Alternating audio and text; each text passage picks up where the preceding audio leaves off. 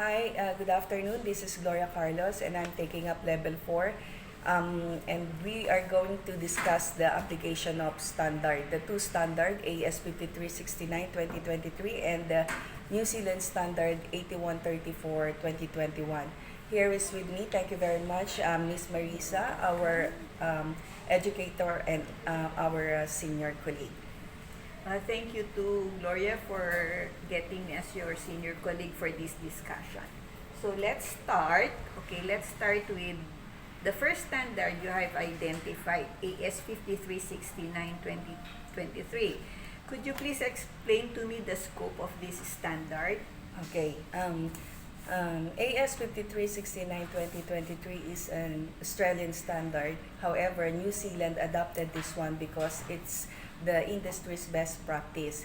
The reason for this standard is to provide the same minimal requirement for reprocessing of RMDs and other devices so it is safe to use, and also to pose no risk of transmission of infectious agent. The objective is to achieve the safe and effective reprocessing of medical devices in human health and other treatment. This also include the people in the management, not only the people working on the floor. So with the scope, can you please include, give an example of these facilities? Okay, the facilities apply for this standard. Even just two examples. Okay, hospitals, mortuary and embalming, and veterinary. Okay, yeah, that's good. Okay, so moving on to the next question, can you please explain the compliance aspect of this standard? Okay. AS 5369-2023 is not actually a legal document. However, this is the industry's best practice. It is supported by normative references like, for example, ISO 1135-2014, which is the sterilization of healthcare products.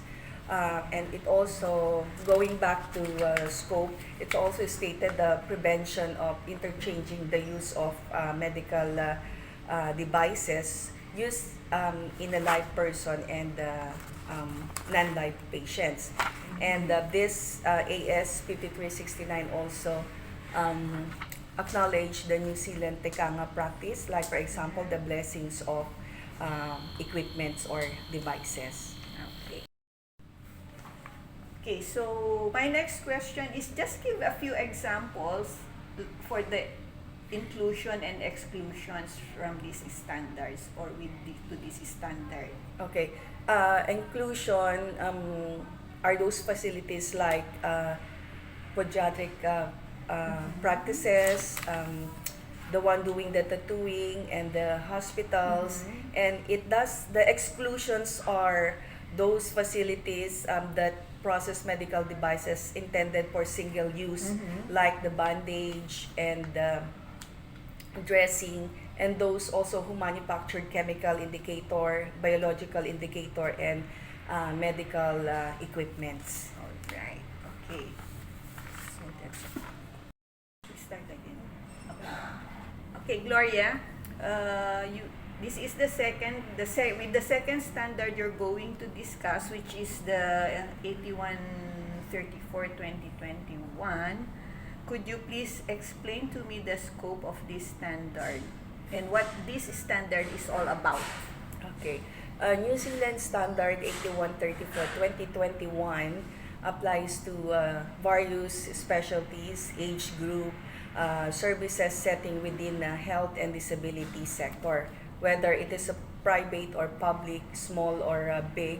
And although they have their own standard, they need to be guided by this 8134, because this is linked to New Zealand Health and Disability Act 2001, which underpin the certification of health providers.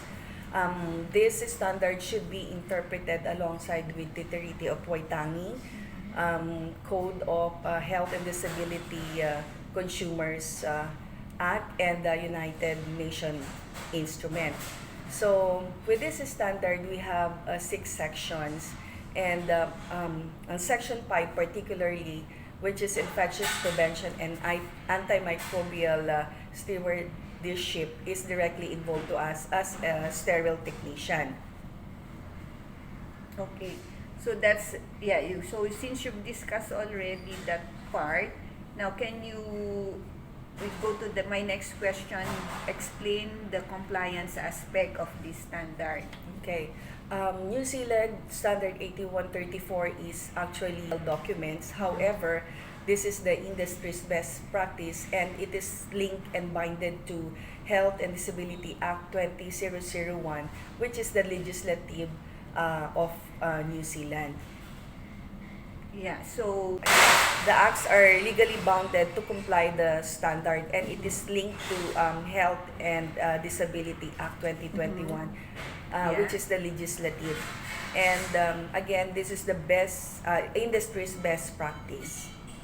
okay. So there are 6 sections on this standard. So can you give an example Okay.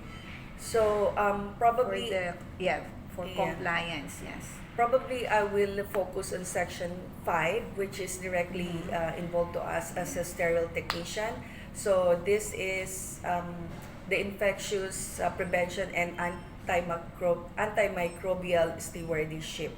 So it explains here the importance of safe and effective processing of medical devices. Right. Okay. So to the last question, who does this standard apply to, and give examples of the inclusion and exclusion Okay. in the standard. This New Zealand 8134 applies to facilities such as mental and health sector, dental clinic, collection and storing and transporting of human tissue or substance, whether it is public or private.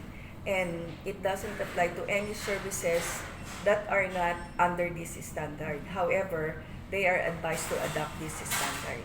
Okay. I think that's all. Yeah, we've covered all the requirements of discussion. Okay, thank you very much, Marisa, for being with me. Yeah, thank you to Gloria. Mama,